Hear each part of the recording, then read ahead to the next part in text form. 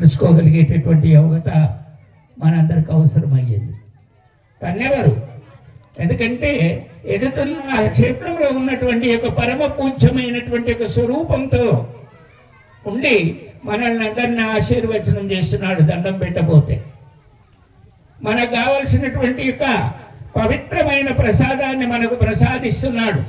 పరమ పూజ్యమైనటువంటి యొక్క లక్షణంతో కూడుకున్నటువంటి భక్తుల్ని వాడి కోరికలన్నింటినీ కూడా నెరవేరుస్తూ క్షేత్రములో ఉన్నటువంటి పరమాత్ముడు. నిజమేనా? మనం దానికే కట్టుకున్నామా? దేనికైనా కట్టుకున్నామా? ఒకసారి చెప్పండి మీరందరూ. దానికే కట్టుకున్నామా? గుడి ఎందుకు కట్టుకున్నాం? మన కోసమే కదా. మరి ఎవరి కోసమో కట్టలే కదా గుడి. అందుకే ఆ గుడిలోనికి వెళ్ళి నమస్కరించుకోవడానికి కారణం ఏం కావాలి? మనకు అంధకారమైనటువంటి చీకట్లో చిక్కిపోయి మనమెవరో మనమే తెలుసుకోలేనటువంటి అంధత్వం మన ముందున్నటువంటి ఒక సర్వస్వరూపం. ఆ అందాన్ని పోడగొట్టుకొని, ఆ అంధకారమైనటువంటి ఒక లక్షణాన్ని పోడగొట్టుకొని మనం ఏం చెయ్యాలి? ఎందుకంటే రుకారం అనేటటువంటి చీకటిని హరింపజేసి రుకారం అనేటటువంటి యొక్క ప్రకాశాన్ని వికసింపజేయగలిగేటటువంటి ధర్మము ఆ పరమ పూజ్యుడైనటువంటి యొక్క శివుడి హృదయంలో ప్రకాశింపబడుతుంది. ఆ హృదయంలో ప్రకాశిస్తున్నటువంటి జ్యోతి ఏదైతుందో మన హృదయంలో కూడా మనకు ప్రకాశింపజేస్తుంది అనేటటువంటి సత్యము మనమందరం తెలుసుకోవాలి కదా. తెలుసుకోవాలని వద్దా? కావాలి కదా. అది ఉండాలన్నా ఉండకూడదా? చాలా మందికి ఉండొచ్చు, ఉండకూడదు. ఆయన ఎక్కడున్నాడో మనకు తెలియదు అనుకున్నటువంటి వాళ్ళం చాలా మంది ఉంటాం. కానీ ఆయన ఎక్కడనో లేడు, మనలో ఉన్నాడు, క్షేత్రంలో ఉన్నాడు. ఎందుకంటే మనలో ఉన్నవాడు మనకు తెలియకుంటున్నాడేమో కానీ క్షేత్రంలో ఉన్నటువంటి ఆ పరమ పూజ్యుడైనటువంటి పరమేశ్వరుడు మనం దర్శనానికి వెళితే ఆశీర్వచనం చేసి మనల్ని ధన్యులను చేయగలిగేటటువంటి యోగ్యతను ప్రసాదింపజేసినటువంటి పరమేశ్వరుడు ఆయన నమస్కరించుకున్నప్పుడు మనం ఎటువంటి మనసు ఉండాలి? మన దగ్గర ఏ మనస్సు మన దగ్గర ఉంటే ఆయన మనకు ఆశీర్వచనం చేస్తాడు. ఎటువంటి కడత లేనటువంటి ధర్మము, మనలో అనాలోచనకు సంభవమైనటువంటి ఒక అజ్ఞానమైనటువంటి విధులు ఏవైతే ఉంటున్నాయో అవి కూడా మనల్ని అంటకుండా దూరం ఉంచి, పరమేశ్వర నా హృదయ భానుడు నువ్వే కదా, నా హృదయంలో ప్రకాశింపబడేటటువంటి యొక్క పరమ పూజ్యుడు నువ్వే కదా అనేటటువంటి ధర్మాన్ని ఆయనకు విన్నపించి ఆయనలో ఉన్నటువంటి యొక్క పవిత్రమైనటువంటి తేజాన్ని మనమందరం పొంది ఆశీర్వచనం తీసుకుందాం అనేటటువంటి తపన మనందరికి ఉంటే మనం తరించిన వాళ్ళం అవుతామని నేను అనుకుంటున్నాను. తరించిన వాళ్ళం అవుతామా నిజంగా? ఏమా? మనమందరం అక్కడ కూర్చున్నటువంటి యొక్క పుణ్యులైనటువంటి పురుషులందరికీ కూడా నా విన్నపం ఇదే. మనం ఏ విధానాన్ని గ్రహించి భగవంతుని నమస్కరించుకోవడానికి పోతామో అదే ప్రసాదం ఆయన మనకిస్తాడు. కానీ బుద్ధిహీనమైనటువంటి యొక్క ప్రవర్తన ద్వారా మన ఇష్టాయిష్టంగా నాకు దేవుడు ఉన్నాడు, నేనే గొప్ప, నేను లేక ఆయనకు ఎవడు సేవ చేస్తాడు అనుకుంటే ఆయనకు సేవ అవసరమా? ఆయనకు సేవ మనం అవసరమా? చేస్తే సరిపడతామా? మనము లేదు. కానీ మనం చెయ్యాలి. ఎందుకు చెయ్యాలి? మనము అనేటటువంటి యొక్క ధర్మాన్ని గ్రహింపబడి మనలో ఉన్నటువంటి యొక్క నిర్మలమైన భక్తితో మనం పరమేశ్వరుని యొక్క పూజించడానికి ప్రయత్నించాలి. ఎప్పుడైనా ఇంత దూరం ఉన్నాడు, అబ్బా ఆడికి పోవాలి నాన్న శివాలయంకు అనుకునే వాళ్ళం ఎంతమంది మనం ఒకసారి చేయలేవట్టండి చూద్దాం. అనారనుకుంటారు, లేవట్టని అనుకుంటారు. రావడానికి భయం కదా. మేము అంత దూరం పోవాలి, నా దొంగలు వస్తారు కదా. మనకు పెద్ద దొంగ ఎవరయ్యా అని అడిగితే ఆ పరమేశ్వరుడే నేనంటాను. మీరు అంటారో లేదో నాకు తెలియదు. మన తాను దొంగతనం కానీ, మనల్ని దొంగిలించేది కానీ, మనల్ని తప్పు నడక నడిపించేటటువంటి దాన్ని కానీ ఆయననే చెయ్యాలి. ఆయన లేక ఎవడికి చేత కాదు. అది ఎందుకు చేత కాదు కదంటే దుర్బుద్ధిని కలగజేసేవాడు ఆడే, దుర్బుద్ధిని కడిగేసేవాడు కూడా ఆడే. ఎవడైనా ఆ పరమేశ్వరుడే. మరి ఆ బుద్ధి పోయి పరమేశ్వర నీ చరణార బిందువులను నమస్కరించుకొని నా జన్మ తరించజేసుకుంటాను అనేటటువంటి భక్తితో వచ్చినటువంటి వారికి ఆయన కరుణించి మనకు కావలసినటువంటి ప్రసాదం ఏదైతుందో అది ఇస్తాడు. కానీ అది లేకున్నా మనం ఏం చేస్తామంటే ఉదయం లేచింత ఆ శివుడి నామం చెప్పుకొని మనం ఇంట్లో ఏదైనా లింగం మీద నీళ్లు పోసుకోవడమో లేకపోతే ఈశ్వరుని నమస్కరించుకోవడమో శివనామాన్ని స్మరించుకోవడమో చేసుకుంటే అతనికి కూడా ప్రసాదిస్తాడు ఆయన. కానీ అటువంటి మనం ఏం చేయలేదే, మరి మనకేమిస్తాడు ఆయన? ఏమి ఇయ్యడని నేను అనుకుంటాను. మీరందరూ ఏమన్నా ఇస్తాడని ఉందా మీ అందరికీ? చెప్పండి, ఈ మాటను చెప్పండి, ఏమన్నా ఇస్తాడా అని. కానీ మన బుద్ధి దుర్బుద్ధి అన్నప్పుడు మనకేమిస్తాడు కదంటే, తదావస్తు బిడ్డ, నీకు ఏదైతే మనసులో ఉందో అది నీకు ఇస్తా అన్నాడు. ఆయన ఏమంటాడు కదంటే, నీ మనసు ఎలా ఉందో నీకు నేను అది ప్రసాదిస్తాను. ఒప్పుకోవచ్చా మనమందరం? కానీ మనలో కవిత ఆ విధంగానే ఉంది. అజ్ఞానమైన భ్రమ మన చుట్టే తిరుగుతుంది. మనము అనేటటువంటి ఒక సత్యాన్నే తెలుసుకోలేనటువంటి సత్ప్రవర్తకులు కానీ మానవ జన్మతో మనం పుట్టి ఫలితం ఏమిటి అని అడుగుతున్నాను నేను. ఫలితం ఏమన్నా ఉంటుందా? ఎంత దూరం వచ్చారో తెలుసా? చాలా దూరం ఇడికి దుస్తుపేటకు వచ్చారు. స్వామీజీ మీరు ఎట్లా అన్నా, లేబెట్ట కాళ్ళు నొప్పుగా ఉన్నాయి, నేను రాలేను అన్నాడు. మరి నాకు పట్టలేదో ఏమో అనుకుంటాను, కానీ ఆయనకు పట్టింది. నన్ను పిచ్చోని దొరుకొని ఇటు దాకా వచ్చాడు. ఆయన ఒక్కడికి వచ్చి, నేను ఒక పెద్ద పిచ్చోని, నా కాళ్ళు పనిచేస్తలేవంటే ఆయన ఎందుకో అక్కడి నుంచి ఇక్కడ దాకా తోలుకొని వచ్చాడు. మరి మనమందరం కూడా అలా అనుకోవచ్చు కదా? అనుకుందామా వద్దా? చెప్పండి. ఊళ్ళో వండుకున్న వాళ్ళందరూ కూడా అటువంటి భక్తే చేస్తున్నాం అన్నట్టే కదా. దయచేసి ఆ భక్తి పనికిరాదు. మనమిద్దరం దేనికో బాధమాడుకున్నామే కానీ పరమేశ్వరుని గురించి బాధమాడుకునేటటువంటి స్తోమత మనకు లేదు, వాదించవలసినటువంటి పని లేదు. కాబట్టి మనమందరం కూడా ఆ పరమ పూజ్యుని స్మరింపి ఆ పరమేశ్వరుని కరుణ కటాక్షానికి మనమందరం అర్హులం కావాలని మీ అందరినీ కోరుకుంటున్నాను నేను. మీరందరూ కోరుకుంటున్నారా నిజంగా? చెప్పండి. ఏమో మీ మనసు ఏమంటుందో, మీరేమంటుండ్రో. మేము 2 గంటలు 3 గంటలు అయింది మహారాజా ఈడ కూర్చుండి, ఇక మేము మమ్మల్ని ఎప్పుడు పంపిస్తారో అని మేము అనుకుంటే, నువ్వు ఇంకా కూర్చోబెట్టి మాకతో లేదో ముచ్చట పెట్టారు మహారాజా అంటున్నారు. కానీ ఇది ముచ్చట కాదు.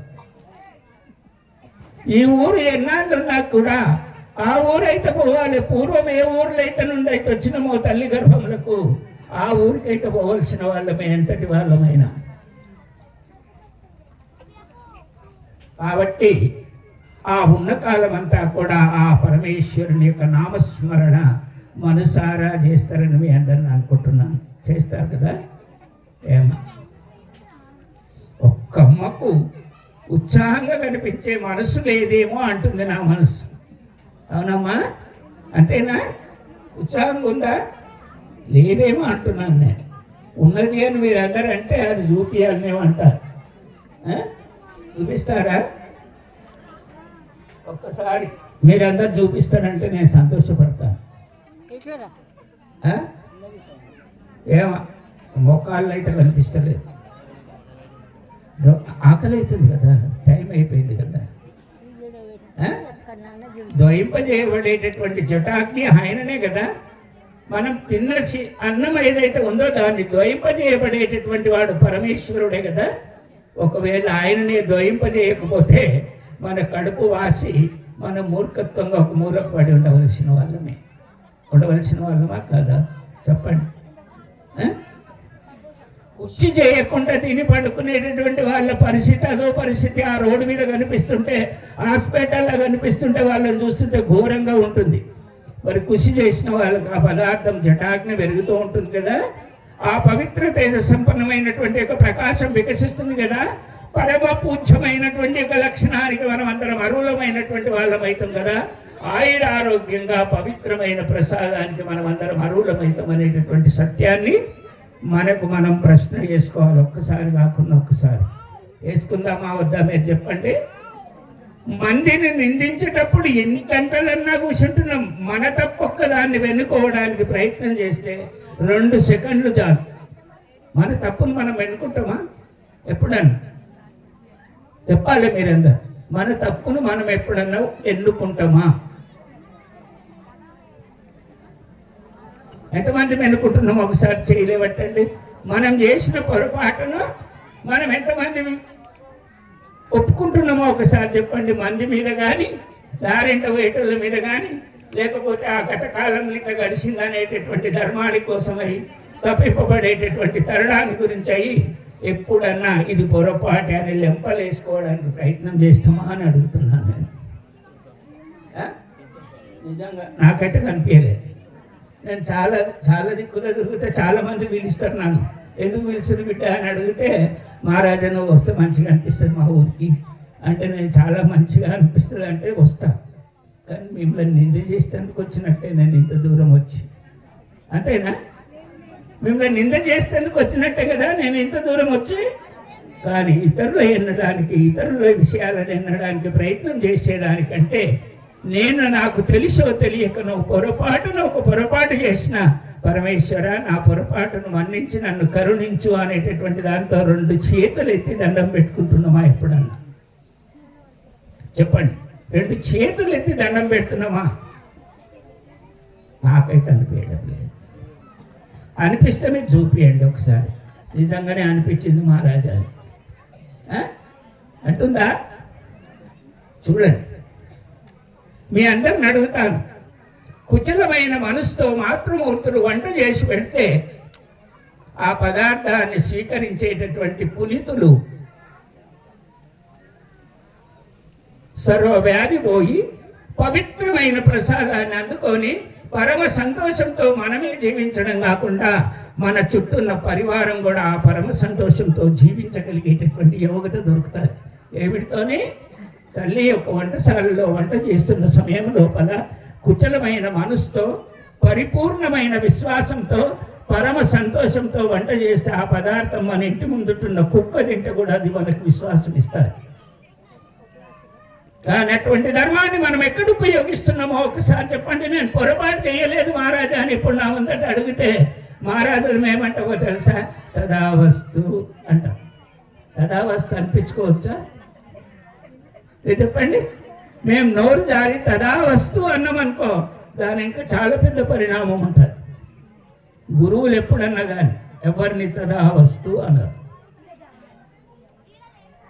కానీ తదావస్తు అనిపించుకోవచ్చా? మనం చేసిన పొరపాటును మనం చేయంగానే పొరపాటును ఒప్పుకొని ఇది పొరపాటే అని ఆ ఈశ్వరునికి దండం పెట్టడానికి ప్రయత్నం చేస్తున్నాము.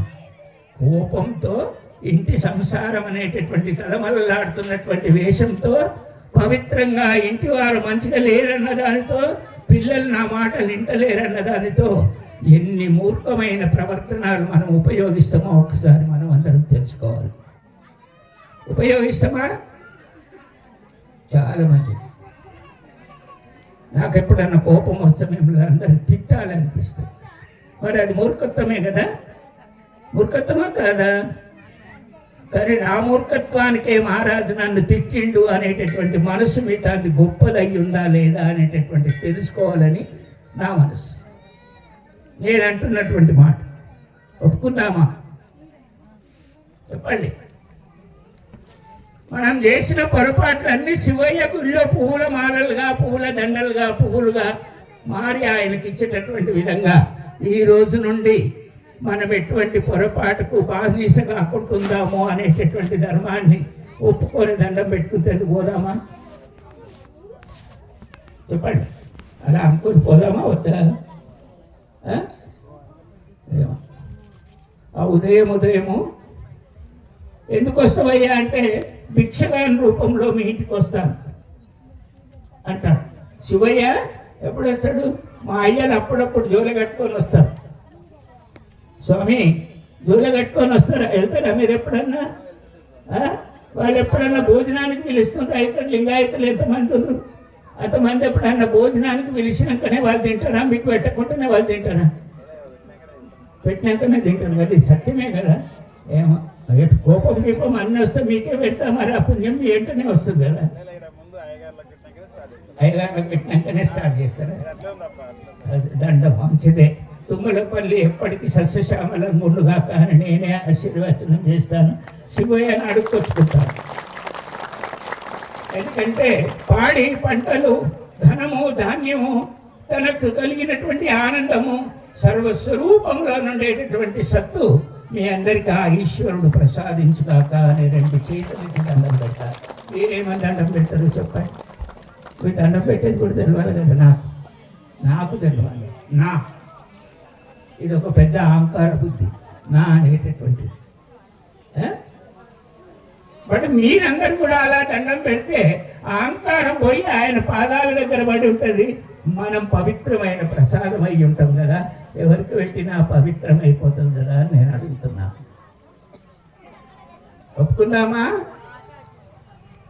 ఇప్పటి వరకు వంట చేసినామా చేయలేదు అనుకుంటే ఇక్కడికి వచ్చిన వాళ్ళు ఇక్కడ పెడతారు కదా